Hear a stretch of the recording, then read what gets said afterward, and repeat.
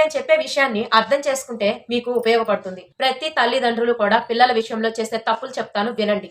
Number 1, పిల్లలపై మీ కలలను వాళ్లపై వేసి రుద్దటం. అవి వాళ్ళు చెయ్యగలరా లేదా అని కూడా చూడకుండా మీ కలలు ఏవైతే ఉన్నాయో వాళ్ళల్లో చూసుకోవాలని చెప్పి వాళ్ళపై బలవంతంగా రుద్దటం.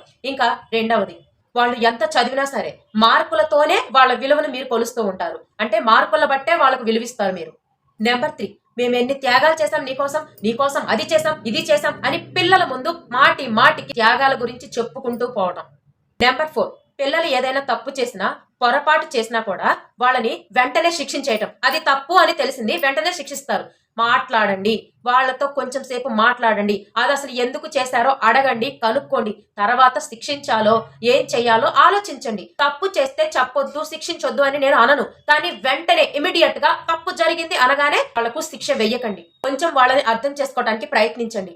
నెంబర్ 5, పిల్లల భావోద్వేగాలను చిన్న చూపు చూడటం. అంటే ఏడుస్తుంటే చిన్నపిల్లోళ్లే, నవ్వుతుంటే చిన్నపిల్లోళ్లే, ఏ పని చేసినా చిన్నపిల్లోళ్లే, ఇలా మాట్లాడుతూ ఉంటారు.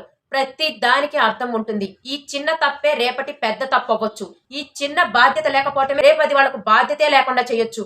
ఇంకా నెంబర్ 6, మీ పిల్లల్ని ప్రతి ఒక్కసారి కూడా వేరే వాళ్ళతో పోల్చి మాట్లాడుతూ ఉంటారు. వాళ్ళ పిల్లలు అలా ఉన్నారు, వీళ్ళ పిల్లలు ఎలా ఉన్నారు, వాళ్ళు అలా చేస్తున్నారు, వీళ్ళు ఎలా చేస్తున్నారని వీళ్ళ ఆత్మవిశ్వాసాన్ని మీరే కంచపరిచేలా మాట్లాడకండి. ఇక లాస్ట్ వన్, నెంబర్ 7, ఏదో కన్నాం బాధ్యత పెంచాం అని కాకుండా పిల్లలను ప్రేమగా పెంచండి. మీ దగ్గర డబ్బున్నా లేకపోయినా సరే ప్రేమగానే పెంచాలి. పిల్లల్ని కన్నాం ఇది మా బాధ్యత అని కాకుండా ప్రేమతో పెంచడానికి ప్రయత్నించండి. ఇలా చేస్తేనే పిల్లలు మీ దారిలోకి వస్తారు.